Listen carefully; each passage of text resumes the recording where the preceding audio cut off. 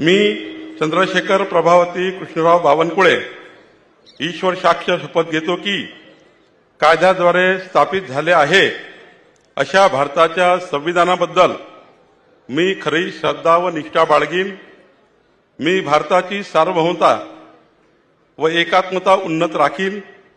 मी महाराष्ट्र राज्याचा मंत्री म्हणून माझी कामे निष्ठापूर्वक व सतत विवेकबुद्धीने पार पाडीन आणि संविधान व कायदा यानुसार सर्व तऱ्हेच्या लोकांना मी निर्भयपणे व निपक्षपातीपणे तसेच कोणाच्याही विषयी ममत्वभाव किंवा आकस न बाळगता न्याय्य वागणूक देईल।